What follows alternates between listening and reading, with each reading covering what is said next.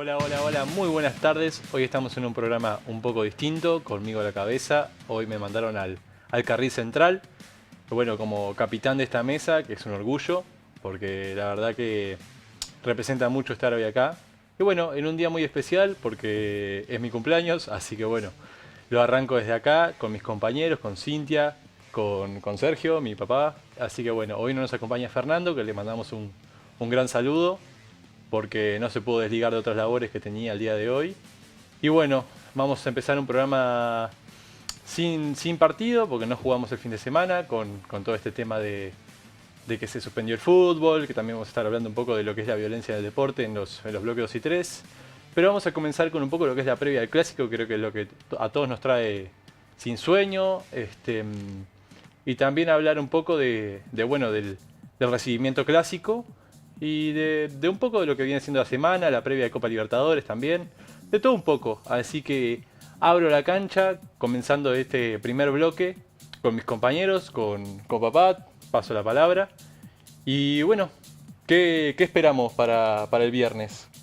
Bueno, feliz cumpleaños, antes que nada.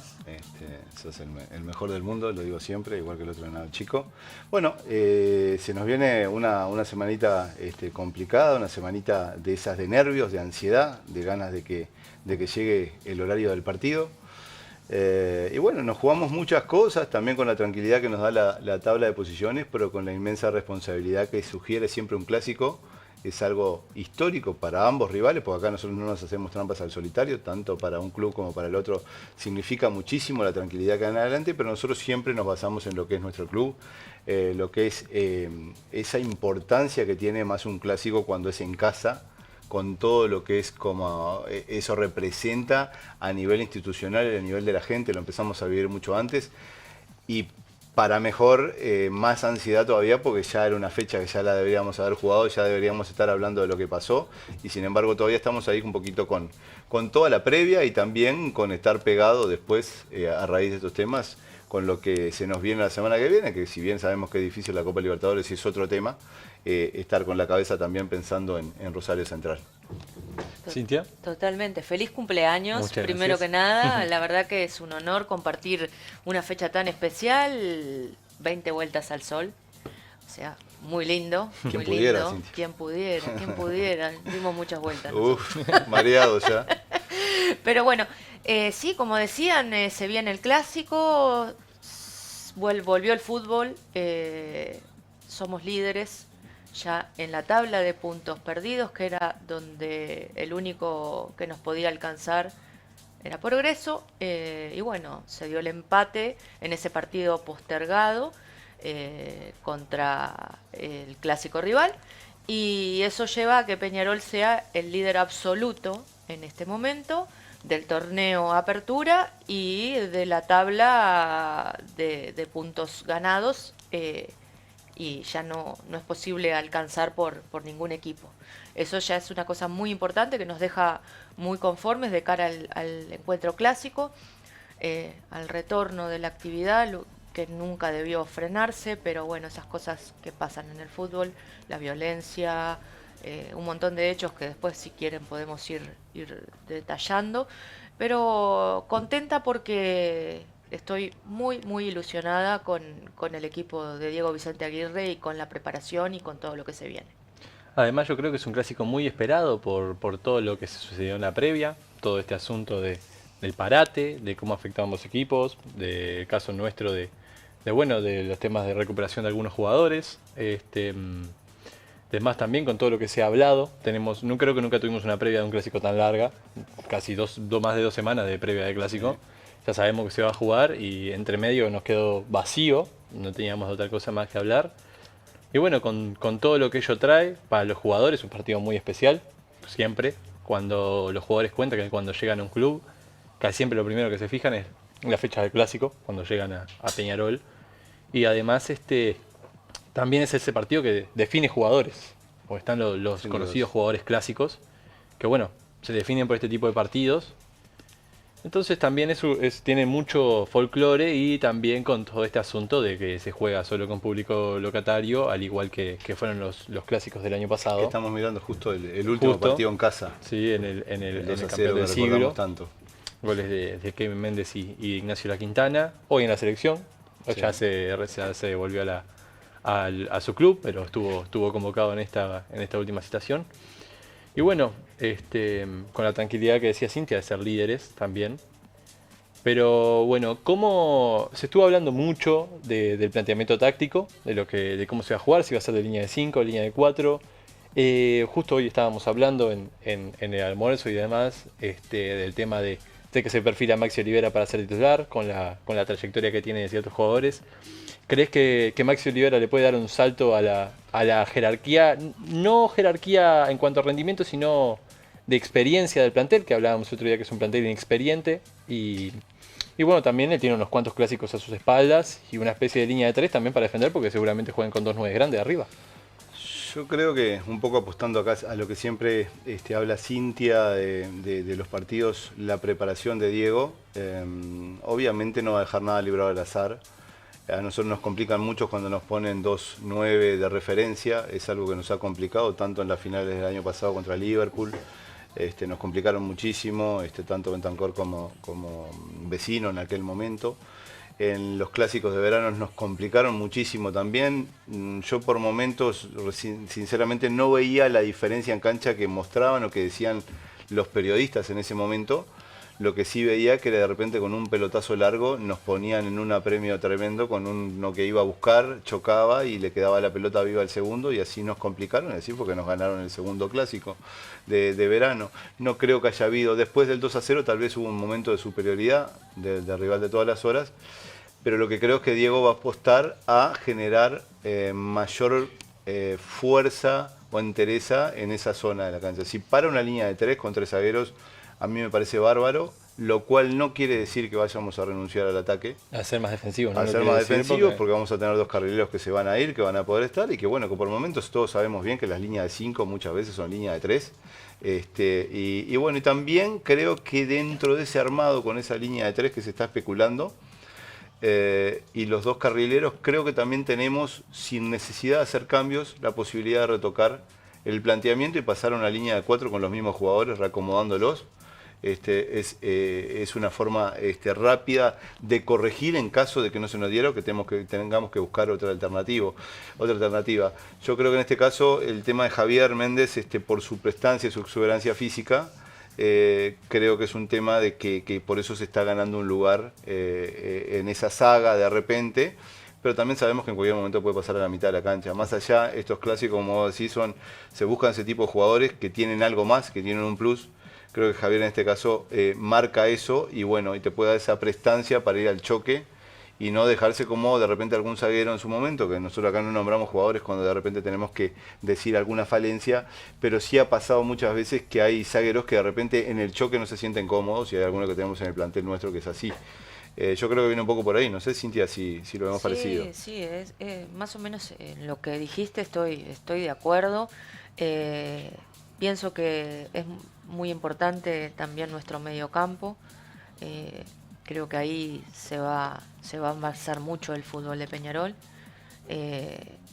Y ojo, porque nosotros hablamos de defender esos 2 9, pero hay que bancar a Peñarol llegando rápido, toque rápido, ante una defensa de Nacional que es muy lenta. Muy criticada la defensa del equipo rival.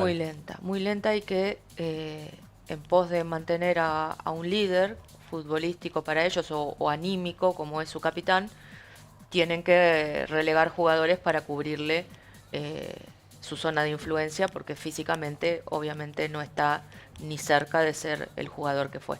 Entonces ahí también es donde Peñarol creo que puede hacerse valer y sobre todo porque tiene en ataque mucha variante, la pelota llega bien jugada y a su vez hay gol por arriba de cabeza, hay goles en jugada de pelota quieta, hay goles que salen de córner, entonces hay mucha variante en Peñarol ahora y creo que no es fácil de marcar para nadie.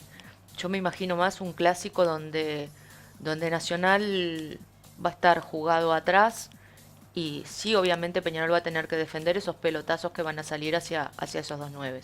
Pero creo que tomando los recaudos que hay que tomar, me parece que Peñarol está muy bien de cara a este encuentro.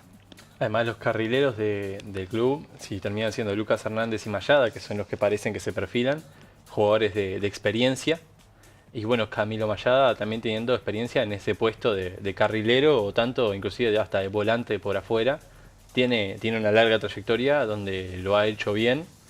Y Lucas que tiene números. Y Lucas tiene números en los clásicos muy clásicos. importantes. En clásicos oficiales nunca perdió. Exacto. No. Entonces es un jugador que es importante tenerlo en la cancha, también tenerlo en cuenta. Y bueno, también en el campeón del siglo tenemos una racha bastante positiva. La verdad, hemos perdido un solo partido, o sea, nunca se han ido festejando de nuestro estadio. Sí, sí, porque incluso fue un partido con connotaciones especiales, Sí, un partido sí, que se redondeaba una serie sudamericana en donde Claro. terminó festejando Peñarol. Ya había bajado el telón. sí. Fue anecdótico ese gol, que no vamos a hacer otros chistes que se hicieron en ese, Sí, en ese sí, momento porque no tiene sentido. Pero realmente Peñarol en el campeón del siglo se hace fuerte, la gente se hace sentir. Y bueno, lamentablemente no se juega con público visitante, cosa que para mí es dar un paso que no se debió dar jamás. Yo siempre aposté que en el fútbol uruguayo tenían que estar las dos hinchadas y me parece que el campeón del siglo es un estadio maravilloso que puede albergar tanto la hinchada local como la visitante, tomando las medidas que se deben tener que tomar, que pasa en todo el fútbol mundial, porque de hecho cuando se juegue Libertadores van a haber hinchadas pesadas en cada uno de los escenarios de los equipos que la disputen. Y no va a pasar nada y van a estar dadas las condiciones que Conmebol exige. Entonces me parece absurdo que no se pueda hacer en el campeonato local. Sí, concuerdo totalmente. La verdad que es algo que bueno, después cuesta creer que se vuelva atrás y se puedan tener clásicos con hinchada visitante. Una vez que uno da ese paso ya es como que se sigue adelante. Y bueno, esto también puede ir de la mano con todo lo que vamos a hablar en el siguiente bloque. Además, todo el tema de la violencia, que tal vez es lo que lleva a ciertas medidas y demás. Pero bueno, yo creo que es algo que no se debería perder. Volviendo a lo futbolístico, justo papá traía a la mesa el caso de Javier Méndez, que es un jugador que ha jugado de zaguero en su vida, ha jugado, pero siendo su posición principal el de 5. ¿Qué crees que le puede aportar Javier Méndez a una línea de 3 en este caso? Además su corpulencia y demás, que no puedan aportar otros jugadores de Peñarol. Porque por ejemplo, en el caso de una línea de 3 queda relegado Gianoli, que no entra en la consideración para esta línea de 3. Serían Olivera, Guzmán y Javier Méndez. Y además Coelho queda fuera también con cierta inactividad, pero bueno, queda fuera también con Javier Méndez. ¿Qué le puede aportar a este Peñarol en esa zona? Para mí tiene un gran poderío físico, tiene un gran poderío temperamental y me parece que es un jugador que va a rendir a este nivel en un clásico. Yo le siento que tiene como ADN carbonero. Eso es lo que veo en Javier y más allá de las ausencias, porque para mí Coelho hubiera sido una gran dupla en la saga, pero bueno, a veces pasan estas cosas, que cuando llega el momento del partido, si no estás del todo físicamente, me parece que tienen que jugar los que están bien, y eso lo tiene muy claro el técnico. Totalmente. Saliendo un poco de lo que es la parte táctica que nos depara para el clásico, se estuvo hablando de un homenaje que se va a hacer en la previa, un recibimiento que va a ser en honor a Fernando Morena, que en el programa tenemos mucho de relación con él. Tanto el libro y demás, los momentos Morena. ¿Crees que este homenaje va a afectar en el ánimo de los jugadores? ¿Los va a ayudar a salir con otra actitud a la cancha también? Yo siempre digo que Fernando marcó una etapa tan grande en el club y en la historia de Peñarol que ya tenerlo en el monumento al costado de la cancha, eso debe significar para los jugadores un influjo más. O sea, verlo ahí al hombre de rebote cuando estás... Me acuerdo que el ejemplo más claro es cuando hablábamos con mi amigo Roberto Martínez, de por qué los jugadores no habían nunca ido a festejar un gol a donde estaba el Monumento de Morena, y la mayoría de los jugadores nos decían que era por vergüenza, por timidez, como diciendo no podemos ir ahí, hasta que Arezzo, después de una movida que hicimos, fue a gritar el primer gol que hace contra Cerro en el arranque del campeonato, y va ahí. Yo creo que es mostrar el capital humano más grande que nosotros tenemos hoy en día en vida, representante del club. Claro. Y creo que todo lo que se haga, yo no creo en esto de las presiones. Las presiones son futbolísticas, las presiones son lo que te marca la historia. Pero los que nacemos en este país nacemos soñando con una pelota de fútbol, nacimos soñando ponernos una camiseta, o la de la selección, o en el 95% la de los equipos grandes. Y para los hinchas de Peñarol yo creo que todos deseamos, aunque sea vivir la experiencia, a mí me tocó en formativas, de vivir un clásico desde adentro, siendo protagonista, y en ese momento vos te sentís el tipo más importante del mundo. Y creo que eso, de estar rodeado, yo creo que Morena merece todos los homenajes que se puedan dar, en vida, como piden su familia, por más que de repente Nando, desde su situación de salud, no termine de reconocer esos homenajes 100%, la familia quiere que lo sigan queriendo, que lo sigan manteniendo ahí vivo. Es una manera también de que ellos sientan el respaldo que están necesitando para esta situación tan complicada que les toca vivir a ellos humanamente. Entonces creo que todo homenaje que se le pueda hacer a Nando no tiene que ser un peso, sino que tiene que ser un envío anímico importante para los muchachos que van a estar dentro de la cancha. Yo creo que es tal cual. Va a ser una inyección anímica muy fuerte para el plantel y para la hinchada también, porque también que la inauguración de un partido clásico sea en honor a Fernando Morena, a la hinchada también lo motiva. Si bien Peñarol siempre la hinchada alienta y es un fervor bárbaro que se vive ahí adentro, yo creo que esa inyección también, no solo para los jugadores, sino para la gente que esté en el estadio, va a ser una forma de arrancar el partido por lo más alto. Bueno, siguiendo con el ritmo de este bloque, que ya nos quedan algunos minutos, vamos a empezar a hablar también de otro partido que si bien es la semana que viene, el clásico sienta precedentes para él, que bueno, es el debut por Copa en Rosario, en Arroyito, que bueno, va a determinar bastante de lo que va a ser el grupo, de la importancia, porque bueno, es un partido que va a ser determinante. Uno tiende a creer que el mano a mano va a ser con Rosario, nuestro duelo directo. Entonces va a ser importantísimo ese partido ya de arranque para ir encaminando el grupo o ir viendo cómo se va desempeñando. ¿Cuánto crees que el resultado del clásico vaya a incidir en lo que va a ser este partido en Arroyito? Incide siempre porque el partido más importante que se juega a nivel local es el clásico. Y luego el debut por Copa, que es lo que sueña todo jugador que representa a Peñarol, y en la Copa más importante que tiene mucho que ver con nuestra historia, con nuestros dirigentes. Este torneo está muy ligado a Peñarol. Es el primer campeón de este gran torneo continental y marcó la historia en un montón de cosas, teniendo al goleador histórico de la Copa Libertadores. O sea, hay mucho arraigado a Peñarol. Entonces, indudablemente, el envión anímico del encuentro clásico para ir a jugar el primer partido, el debut, en un pueblo muy futbolero como es la ciudad de Rosario, que está dividida al medio. Es algo muy similar a lo que ocurre acá en Uruguay, partida al medio entre dos clubes, y bueno, y vamos a enfrentar a uno de ellos, y pienso que con ese envión de ir bien, la Copa va a ser buena también. También valorar a la hinchada de Peñarol, que ya agotó las localidades para el partido frente a Rosario, a Rosario Central, además de saber la vivencia, la situación que hay ahora mismo en Rosario. Creo que el plantel también eso lo va a incentivar y lo va a motivar. Para ir llegando a este final de bloque, para ir cerrando,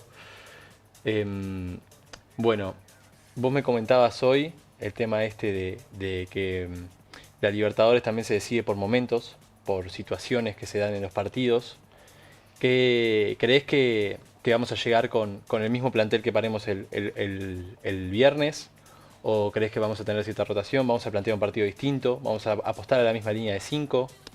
Lo que pasa es que yo me alineo a que Diego siempre prepara los partidos basados, creo que es de los técnicos que primero piensa en el equipo nuestro y después en el rival. Pero también la experiencia de los años y de conocer mucho el medio nuestro particularmente, lo lleva a Diego a plantear los partidos teniendo un todo y considerando lo que hablamos siempre contigo, con Cintia, con el Nando, de que el que no está 100% en Peñarol, en este Peñarol, no juega. Así sea el jugador desnivelante, porque en este cuadro, en el tipo de dinámica que le imprime Diego a los equipos, cuando hay uno que no está físicamente, le falla al resto y hay un pequeño engranaje que no está funcionando y ahí empieza a fallar la máquina.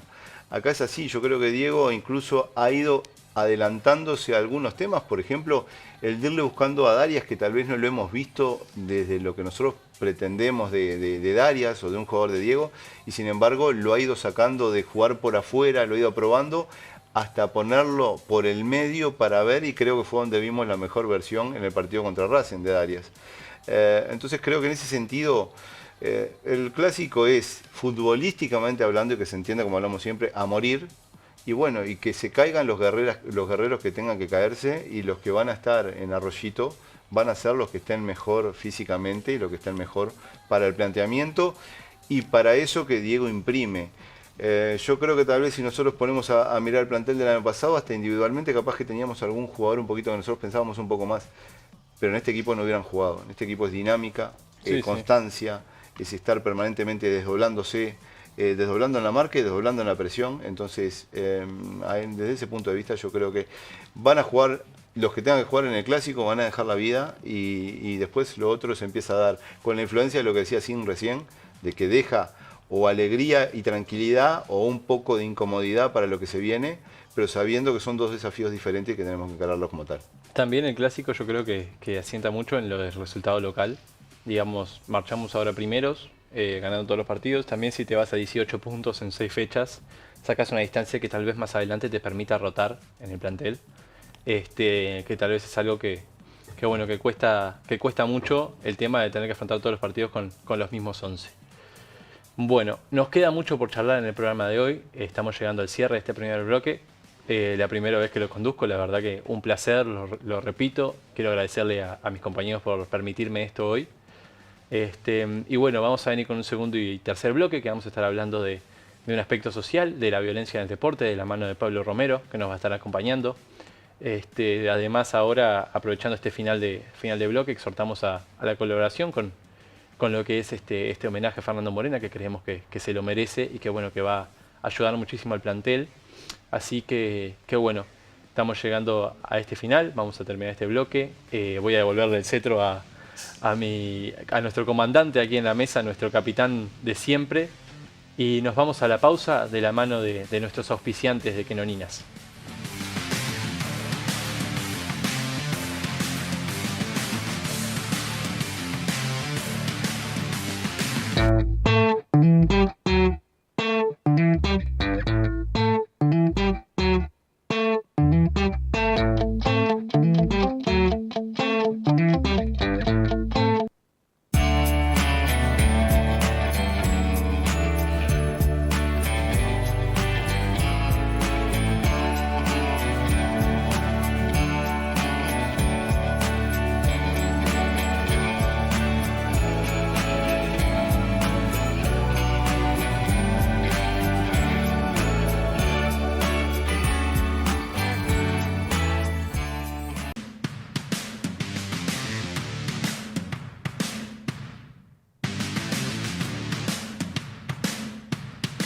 Bueno, hoy estamos en un nuevo momento Morena. El día de hoy vamos a retomar una asignatura que nos habíamos acercado hace un par de programas, que era el tema de las liguillas Precopa Libertadores. En la liguilla de 1976, Morena, previo a que comenzara esta, le prometió al entonces tesorero del club, José Pedro Damiani, que anotaría 12 goles en esa liguilla. Un récord que se hubiera sido histórico porque la liguilla tan solo eran 5 partidos. Y bueno, Nando llegó al último de estos partidos habiendo anotado 8 goles. Parecía difícil que igualara la marca que le prometió al tesorero del club que iba a lograr. pero lo hizo. Anotó 4 goles ante Wander, llegando a 12 goles, que es el récord en las liguillas de Copa Libertadores. Este es el momento Morena de este programa.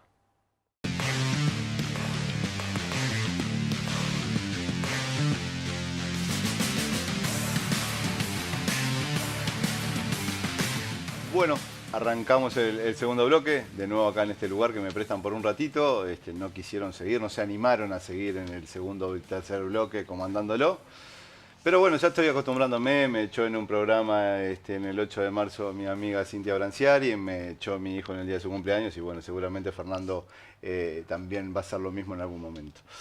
Arrancamos este segundo bloque, nosotros siempre queremos hablar un poquito más allá del fútbol y demás, si bien siempre tenemos la gran parte y la predominancia del programa vinculada al deporte, en este caso a la pelota de cuero, pero hoy de esos gustos que me doy, que siempre lo estoy siguiendo en las distintas facetas de su vida, como profesor, como filósofo, es además de profesor de filosofía, también profesor de informática, o sea que es multifacético.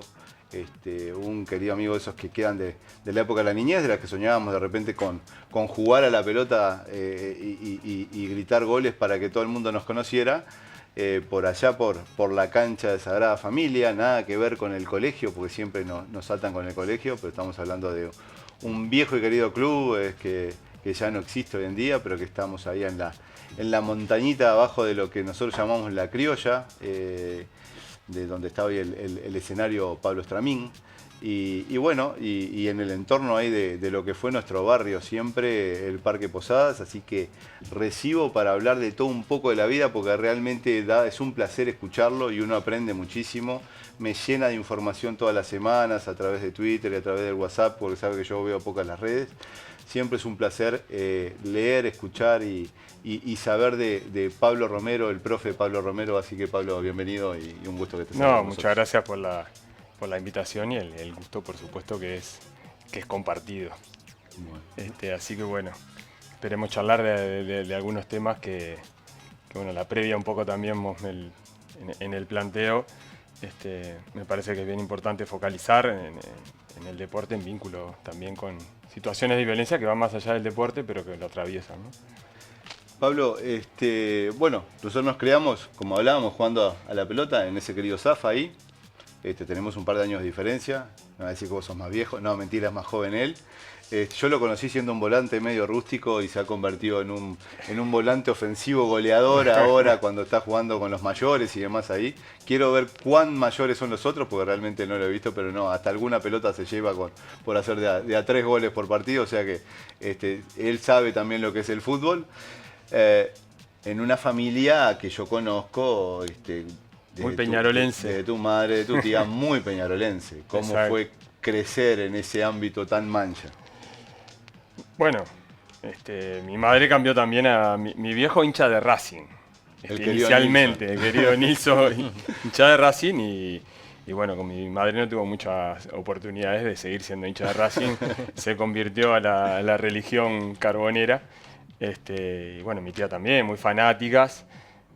Yo durante mucho tiempo, yendo permanentemente todos los fines de semana también a ver a Peñarol. Bueno, mi infancia, adolescencia, el comienzo de mi juventud, muy pegado a la cancha, después de más grande un poco más alejado, lo voy siguiendo, pero no tanto yendo a la cancha. Incluso algunos de esos episodios han tenido que ver con este tema también Sí.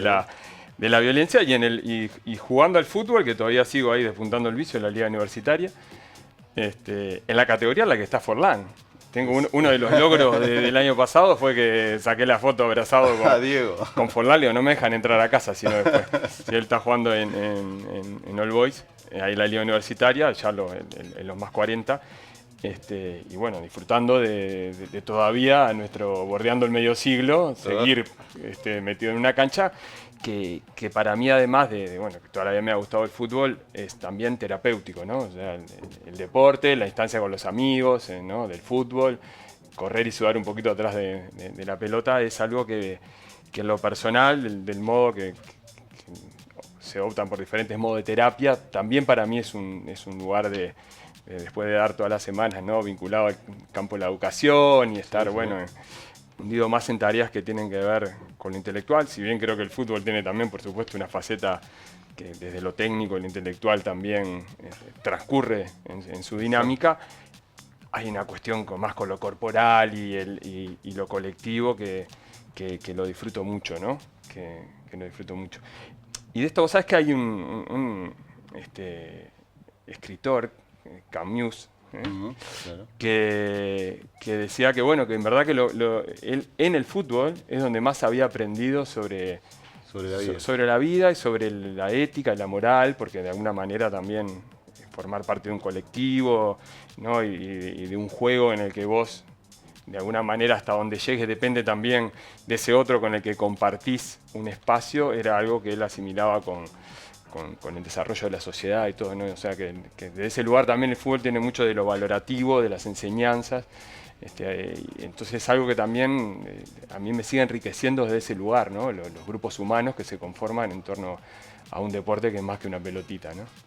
Antes de abrir la mesa un poquito, lo viviste mucho como hincha, bien como decías. Sí. ¿Hubo un momento, hubo un clic, hubo algún hecho particular que vos dijiste, me está sacando un poco el fútbol, me está empujando un poquito y no es mi lugar, porque vos tenías que estar predicando durante toda la semana y durante todo el año un montón de valores y un montón de principios en las aulas y en los centros educativos a partir de la educación?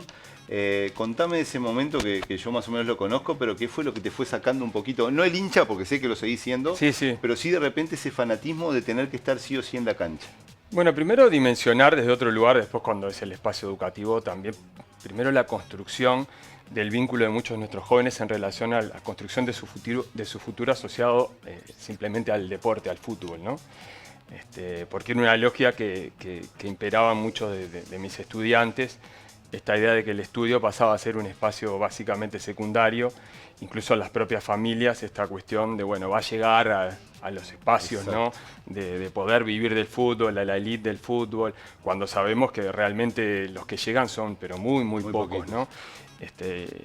Y además entiendo que es fundamental siempre la formación integral, ¿no? Como ciudadano, como sujeto reflexivo, crítico, autónomo, como persona, más allá de lo que te desenvuelvas después, sea futbolista, sea profesional universitario, de lo que sea, o sea, el oficio que desarrolle. Entonces, primero de ahí el lugar de encontrarte con este discurso de, bueno, ¿no? El estudio es casi secundario, a veces con la familia diciendo, bueno, yo priorizo que él vaya contraturno a las prácticas y bueno, si eso perjudica al estudio en este momento, la prioridad es que él pueda tener un futuro en el fútbol, ¿no?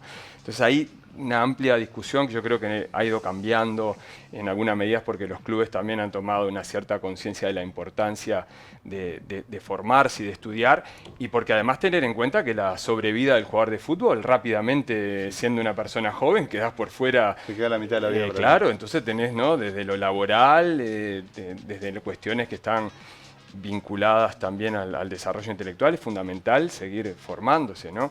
Entonces, bueno, primero fue esa cuestión, encontrarme con el discurso, ¿no? del futbolista antes que el estudiante. Fue un primer choque que tuve con esa lógica de la cual yo venía también, ¿no? Del fútbol.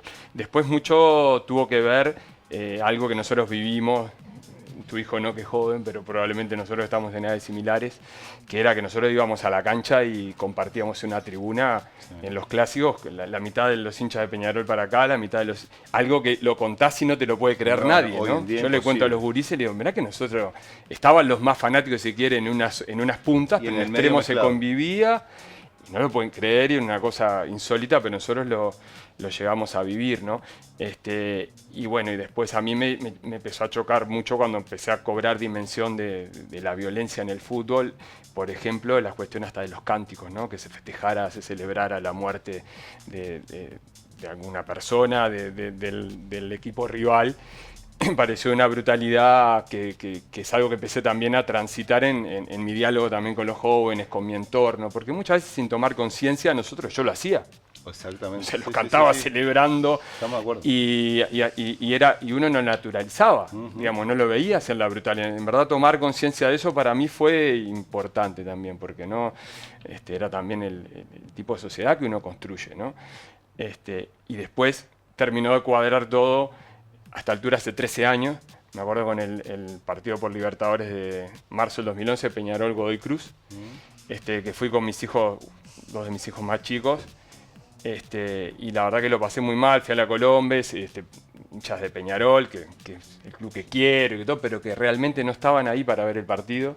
Se habían dedicado prácticamente todo el partido a romper estructuras de cemento y tirarle piedra a los hinchas de Godoy que estaban en la Tribuna América. Y por supuesto que esas piedras empezaron a devolverse, ¿no?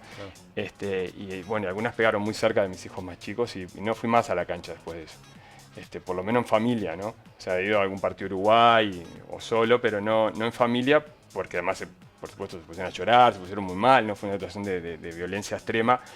Y eso también me alejó y me hizo también reflexionar sobre la importancia y visualizar una cultura que tenía que ver, ¿no? De la violencia se combate con la violencia y todo lo que estaba sucediendo en torno a la sociedad, como correrme hacia un lugar de la reflexión, pero ver también en lo que se estaba convirtiendo en las canchas de fútbol, ¿no? Porque lamentablemente también empezamos a asistir a algo que uno quisiera que no suceda en las sociedades, que se convierten en sociedades también de control, ¿no? Hoy tenemos cámaras de reconocimiento facial, listas negras, ¿no? Uno parece estar sí. Con esto de gran hermano, pero lo hemos naturalizado, ¿no? Sí. O sea, uno vive en esa cuestión permanente de generar sociedades que de algún modo hasta son tienen cierto sesgo de autoritarismo, digamos, por decirlo de algún modo, porque es el modo de controlar algo que pareciera no se pueda dar por la reflexión, ¿no? Y eso me preocupa muchísimo, ¿no? Y tiene mucho que ver, por supuesto, con la educación, con la cultura, con lo que hablemos en la familia. Así que también estas instancias para mí son importantes y enriquecedoras, porque me parece que son temas que más allá de la pasión futbolera hay que colocarlos sobre la mesa, porque en verdad es algo que escapa, lo decía al comienzo también, escapa al deporte y al fútbol, ¿no? O sea, claro. Se están resolviendo situaciones cada vez más seguidas de manera violenta en diversos espacios, ¿no? Nosotros lo vivimos en las instituciones liceales. O sea, nuestros jóvenes resuelven conflictos, ya no por la vía del diálogo, de la palabra, sino de manera violenta. O sea, también, por supuesto, los estadios son lugares que son atravesados por todos los hilos sociales, no son cuestiones aparte, ¿no? Bueno, yo abro la mesa acá, estrújenlo de verdad porque vale la pena, yo le digo, vale la pena leerlo, escucharlo, realmente es un placer. Hay mucha cosa para analizar, sobre todo lo que hablabas tú de la violencia. La violencia nos atraviesa como sociedad. Exacto. En absolutamente todos los ámbitos, desde salir a caminar y cruzarte con de repente una bicicleta que no va por la bicisenda sino va sobre la vereda y que te puede llevar puesto y se genera un conflicto y se reacciona mal, las cosas que pasan en el tránsito, ni hablar en algo que atraviesa a nuestra sociedad como es el fútbol, que es las cosas más importantes de las menos importantes, pero que aglutina a muchísima Exacto. gente. Obviamente no iba a escapar, es algo más de lo que pasa. Y me acordaba mucho del tema de los clásicos, de ir con amigos, de ir con mis hijos chicos y de decir que si yo estuviera en esa situación ahora, quizá no lo repetiría. Entonces es algo que vale la pena como analizarlo desde el sentido de nuestra formación, desde que somos niños, desde que somos padres y le damos a nuestros hijos nuestros ejemplos. Y bueno, a mí una de las cosas que también reflexioné cuando estabas hablando recién es el tema de los cánticos, que era algo muy normal y que de repente no los cuestionábamos. Yo no los puedo cantar, los rechazo. Los que hablan de muerte a mí me generan como impotencia, porque nunca se puede festejar la muerte de alguien por otra idea o por lo que sea, porque puede ser un familiar tuyo, un amigo, o sea, es una locura haberlo llevado a ese extremo. Y bueno, me encanta que nos cuentes un poco lo que vivís también en el aula como profe, que eso es súper importante porque es una edad que hay que cuestionarse cosas, el adolescente tiene que estar en continuo cuestionamiento y la filosofía creo que es lo mejor para generar ese ámbito, y ahora es una materia que justamente se está un poco raleando de la educación. Algo de eso he estado investigando. Ahí hacemos 2 programas. Y está, pero es súper importante. A mí me encantaba filosofía cuando era estudiante y bueno, está. Me gustaría que nos hables un poquito de eso, del aula, de los gurises. Bueno, uno de los grandes desafíos que tenemos, por supuesto, es en un marco de una sociedad que cada vez al globalizarse también cada vez es más diversa, ¿no? El sistema educativo, si uno mira hacia atrás, mediados del siglo XX en adelante, había una masificación, una bienvenida masificación y democratización en el acceso a la educación, lo cual nos ha llevado, por otra parte, a un desafío muy importante, que es que ingresen todas las realidades con sus diversas complejidades y con sus diversas valoraciones, con sus diversos códigos, y la convivencia también en el aula es tan bienvenida como compleja y problemática. O sea, uno no puede sacarle desde ahí la dificultad al asunto, digamos, no siempre es color rosa, un montón de situaciones que son complejas, con familias fragmentadas, con situaciones de complejidad en lo social, en lo económico, de cultural, de buena parte de nuestros jóvenes. O sea, nosotros tenemos un problema complejo ahí, el avance en muchos sectores, hasta le diría de la irrupción de la narcocultura. Yo he trabajado de este lugar. Venís trabajando mucho con eso. Sí, porque es un tema que me preocupa y que nosotros lo tenemos muy presente. Del mismo modo que hace un rato les decía que la lucha hace unos años era no quiera ser solo el futbolista. Nosotros nos empezamos a encontrar cada vez con relatos de que el que quiere ser el narco, hay una romantización de esa figura del narco. Uno pone el streaming y tenés las narcoseries, las letras que van, ¿no?, hacen una apología del delito, del narco. Y bueno, y yo me he encontrado con lógicas lo he contado en alguna instancia, de algún chiquilín que me decía, pero ¿cuánto ganás? ¿No? Algún de estos estudiantes disruptivos, y que yo le decía que bueno, había que construir el futuro a partir también de la educación y apostar, y además su lógica de inmediatez, él me decía, bueno, pero yo gano con una boca de pasta base más que vos en pocas semanas, y además tengo poder que es efímero, pero para ellos no, hay como una lógica del poder que impera, y todo esto forma parte de dificultades que estamos teniendo en el aula, ¿no? Entonces, desde esos lugares, los espacios humanísticos entre la filosofía y otros, pero creo que lo valorativo ya va más allá y por supuesto solo del ámbito de la filosofía, es cada vez más importante, porque hay que construir también en valores deseables de circular en una comunidad, que no es un mandato bíblico, ¿no? No es que venga y diga, mira, estos son las normas, moralmente estos son los ejes que todos debemos seguir, ¿no? Son que se van construyendo, pero en el aula ya no alcanza con enseñar contenidos asignaturistas, ¿no? La educación es más que enseñar una asignatura, tiene que ver también con los valorativos por estas complicaciones que tenemos desde la intolerancia que reina, la forma de muchas veces de no resolver de manera dialogada las situaciones. Le diría que hasta las irrupciones de las nuevas tecnologías que por ejemplo, nosotros hemos tenido una dificultad enorme de cómo los chiquilines conviven con las redes digitales, desde los scratches hasta la manera de, cuando hay peleas, muchas veces en vez de ir a separar a sus compañeros pelear, lo primero que hacen es levantar el celular y filmarse para que eso se viralice, y siendo víctima o victimario pasás a ser alguien en tanto apareces en las redes, ¿no? Entonces, el diálogo que nos está llevando esto, bueno, tu hijo es más joven, o sea, está muy cerca de esa generación que yo he tenido, o sea, que debe estar, no le debe resultar nada ajeno esto de lo que estoy señalando. Estamos teniendo esas dificultades enormes en el aula. Desde ese lugar, aunque en particular hay varios abordajes disciplinares, por supuesto que el ámbito de las humanidades me parece que, como se focaliza especialmente, sobre todo en estas circunstancias, es clave. Y como bien decís, lamentablemente estamos teniendo un retroceso de recorte de horas en la formación humanística en nuestro sistema educativo, y bueno, es algo que también me preocupa mucho, ¿no? Pablo, ¿nos acompañás un bloque más? Arrancás con la pregunta en el tercer bloque. Está re linda la charla, sabía que iba a dejar un montón y que nos va a quedar el programa más corto que nunca, porque sinceramente es un placer escuchar hablar al querido Pablo. Nos vamos a la pausa de La Manadita Online y de Quenoninas.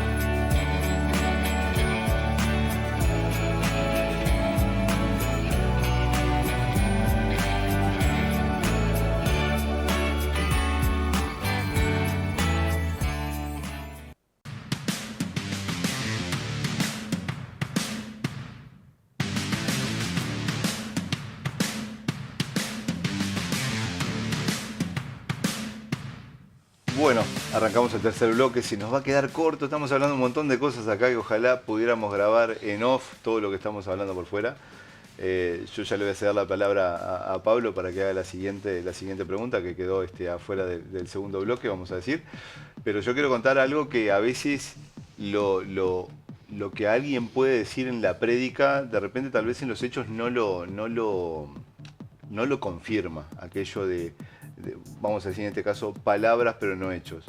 Yo me doy el derecho de decir que Pablo, no solo Pablo Romero, en este caso el profe, no solo desde la palabra lleva todo este tipo de principios y valores, sino que de la ejecutividad y desde el día a día en el trabajo, pero también en alguna situación personal que le tocó vivir hace un tiempo. Yo estuve muy cerca de él en ese momento porque le tocó vivir algo que nadie merece vivir. Y si estamos hablando de violencia y de estereotipos y de estigmas y todo ese tipo de cosas, estuvo muy vinculado a eso con uno de sus hijos por el simple hecho de vestir de determinada manera, moderna y demás. Sufrió una agresión muy grande cuando en realidad se prepararon como familia para pasar unos días de vacaciones, de vacacionar, de despejar la cabeza. Y simplemente por estar en un lugar que algunos pretendieron creer que era propio y que no podía estar otro tipo de persona tan solo por el hecho de vestir diferente, bueno, sufrió una agresión muy grande. Y Pablo, si bien siguió el caso como uno que defiende a su hijo y que persigue una sociedad mejor, en todo momento también se paró en el medio y no fue de los que apuntó con un revólver, vamos a decirlo así figuradamente, sino que también se puso del lado de los agresores, en este caso, tratando de que hubiera justicia, pero que tampoco hubiera una condena brutal y perpetua, porque yo creo que él cree en eso de forjar una sociedad mejor a partir de los valores.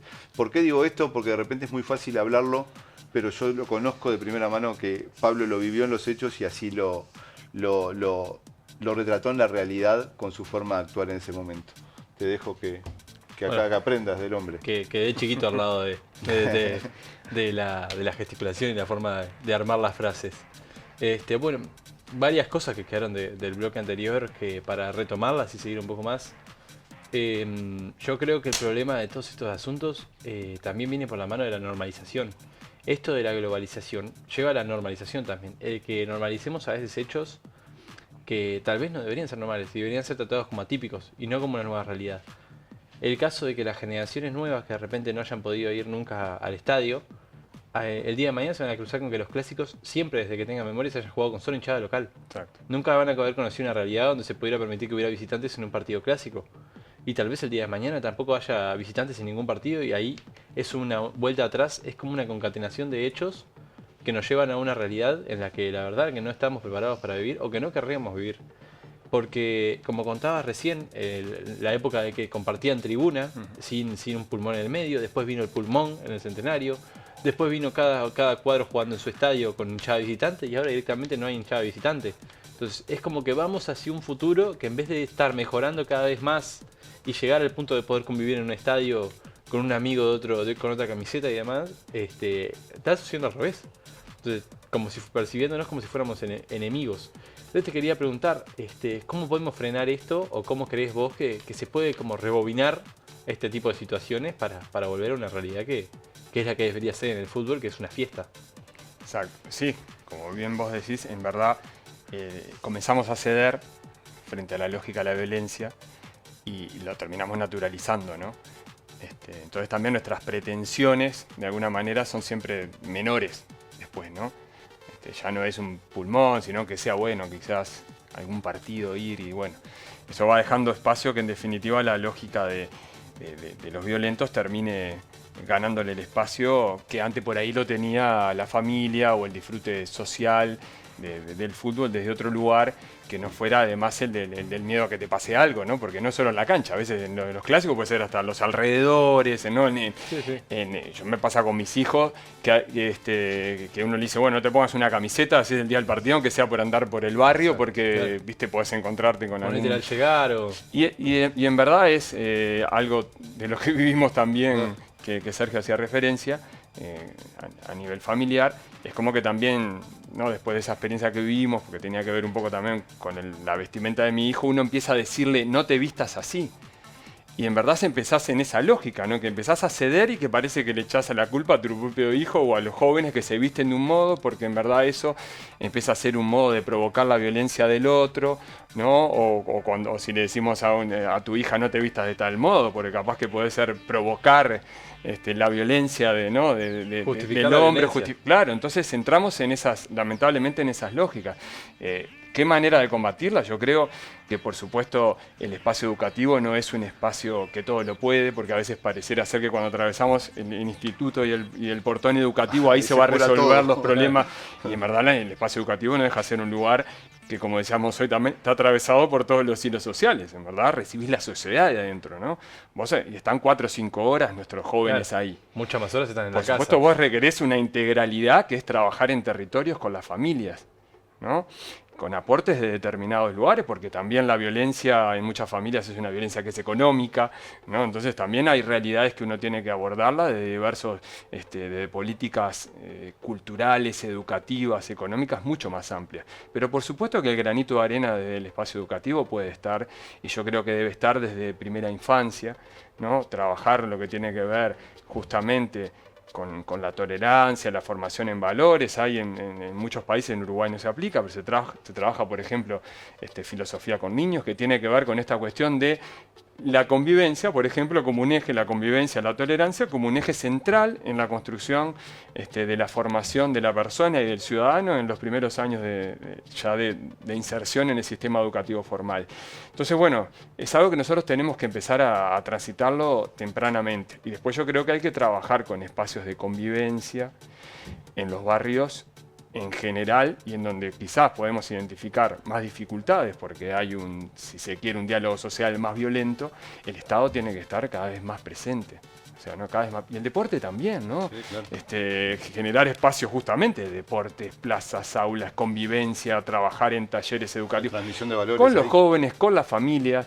Entonces, bueno, a veces a uno al revés le asusta esa primera reacción que a veces se tiene desde el Estado, que es o lo meramente sancionatorio, que está bien. Yo no digo que uno no tenga que, o la represión frente a un hecho de violencia, pero hay que mirar un poco siempre más allá, ¿no? Que tiene que ver con esa formación integral, más allá del intentar apagar el incendio, o a veces la retirada del Estado, ¿no? Porque hay lugares en donde el Estado empieza a decir, bueno, hasta acá llegué, sí. Y ese es el lugar de algo de lo que hablamos hoy, ¿no?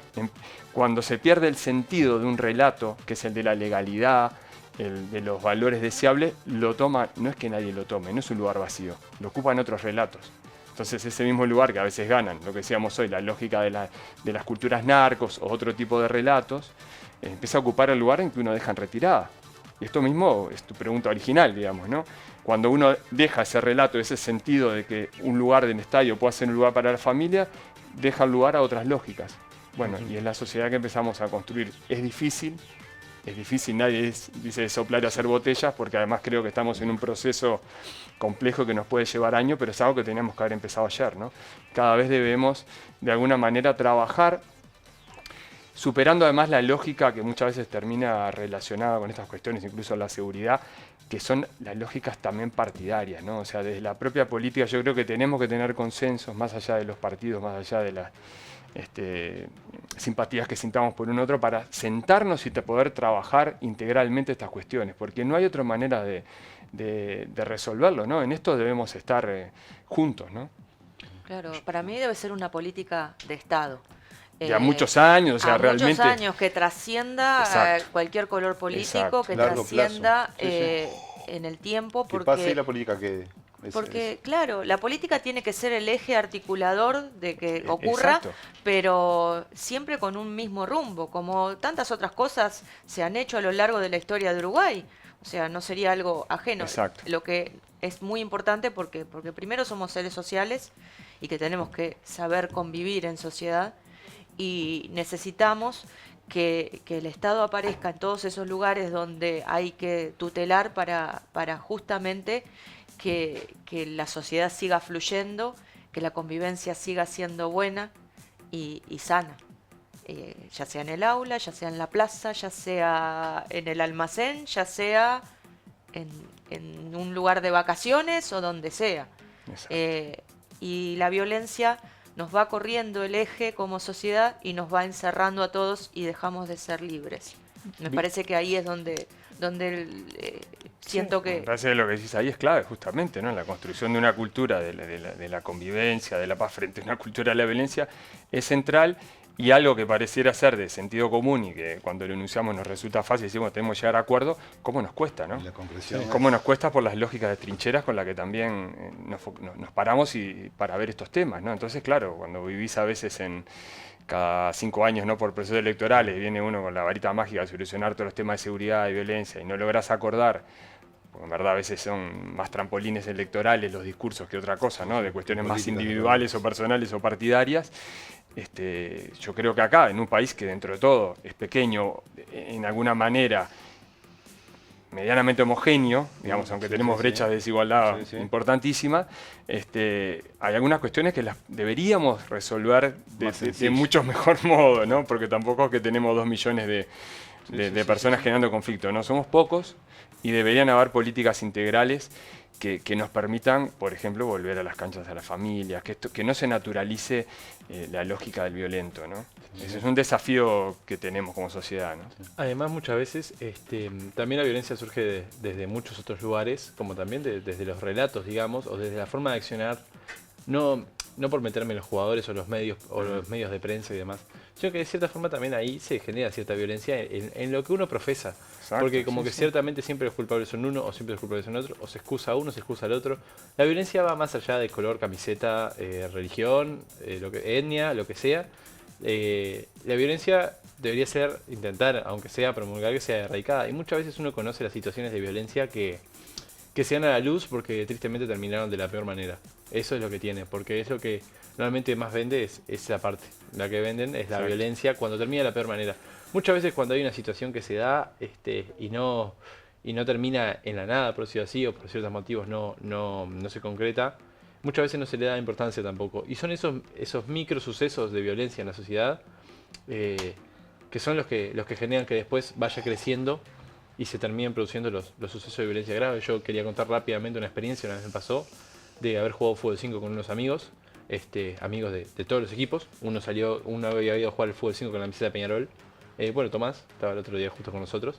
Y yo tengo un amigo que es de Nacional y había ido con el short de Nacional. Y ese día justo jugaba Nacional un tiempo después de que nosotros jugamos el fútbol 5. Entonces estábamos caminando por una plaza y un grupo de hinchas del tradicional rival nos quisieron acorralar o tratar de como presionarnos a irnos. Y bueno, terminamos cediendo y los terminamos yendo. Pero en realidad después como que uno te dice, y que vos también un día que juega Nacional con la remera de Peñarol y demás. Claro, y el problema en realidad es que el problema está en la violencia. Por más de que eso no llegó a la nada y que nosotros nos fuimos y por suerte no pasó nada, son situaciones que son a tener en cuenta. Sí, eso es una circunstancia, digo, al no confrontar de repente, pero si no hubiera terminado de otra manera. Claro, inclusive con un amigo que era de ese equipo, que si nos hubieran agredido, lo hubieran agredido igual. Bueno, pero eso pasa en lo que decía Pablo, no somos tantos y aparte estamos divididos prácticamente o sea, el 95% nos dividimos entre los equipos, entonces todos tenemos afectos o parientes o cercanías bueno, de hecho mi padre es hincha Nacional, y yo siempre digo lo mismo, cuando hay un hecho de violencia, si lo atacan algunos hinchas de Peñarol, podría haber sido mi viejo el que estaba del otro lado ahí. Pablo, nos quedan 3 minutitos y los voy a utilizar lo más que puedo para que en 3 minutos me digas lo que hablaba un poco también recién Pablo, Cintia, también comentabas vos por arriba, el rol de los medios de comunicación y estos neomedios de comunicación que son las redes sociales, que hoy en día todo el mundo tiene la posibilidad de acceder a dar su opinión en el momento rápido y muchas veces sin pensar lo que uno está escribiendo. Bueno, es como utilizamos, ¿no? Por ejemplo, las redes sociales. De verdad tiene un potencial bárbaro para favorecer algo de esto que hablábamos también, ¿no? Valores deseables de circular, pero se han convertido en espacios muchas veces fomentados por el propio anonimato, por esta cuestión de que no le ves el rostro al otro. Se han convertido en espacios violentos, ¿no? Y los medios de comunicación en general tienen una responsabilidad enorme en lo que se transmite. Hoy hablábamos de la narcocultura, hemos tenido algún programa que le hizo homenaje a un narcotraficante y a la lógica de esa forma de concebir la sociedad y la convivencia, ¿no? Entonces, creo que hay una responsabilidad social enorme que es de la educación, de las familias, pero que es también de los medios, por naturalizar algo que, bueno, hoy hablabas de la violencia antropológicamente, digamos, inherente a la condición humana. No es que no esté, todos tenemos el primitivo adentro, lo instintivo. Que nos rasca y se nos sale. Claro, ¿no? En términos freudianos, ¿no? El puro ello, el instinto está ahí permanentemente. En verdad, el barniz de que nos convierte en sujetos civilizados es aquello que te permite frenar, ¿no? A partir de poder discernir lo que está bien de lo que está mal. Eso es lo que hace la diferencia. No es que no todos no tengamos el violento. Nosotros nos definimos por lo que hacemos, pero también por lo que no hacemos. No, si yo tengo ganas de reventarte un botellazo en la cabeza para zanjar una situación, yo no solo me defino por ese acto de, al no hacerlo, ¿no? Y evitar la manera de comportar la violencia, y eso es lo que nos define de alguna manera o lo más lindo si se quiere de la condición humana y también la dificultad de la convivencia que eso implica, ¿no? Entonces, también los medios muchas veces fogonean, porque también hay como un espectáculo y show vinculado a la violencia, ¿no? Lamentablemente, que vende y vende, vende el conflicto, vende el enfrentar, vende el chisme, vende las lógicas. Yo he participado en más de un lugar de debate televisivo que no han visto. Sabía que hacías ahí, pero yo trato de ir y colocar lo mío, o sea, intentar, porque creo que son lugares que igual uno los tiene que ocupar, no puedes decir, no participo porque no... Bueno, yo creo que uno tiene que ir y entonces también plantear, ¿no? Y plantarse de su lugar, pareciera hay otra forma de lógica, pero también vemos cómo se discute uno gritando arriba de otro, cómo vende la violencia y el adjetivar siempre negativamente al otro, entonces bueno... yo creo que hay una responsabilidad social enorme ahí y tenemos que estar atentos y agradezco también que se den estos espacios, esta posibilidad de hablarlo de estos lugares porque me parece que es una tarea fundamental, ¿no? Bueno, nos quedamos, podríamos seguir hablando horas, estamos llegando al final de este programa.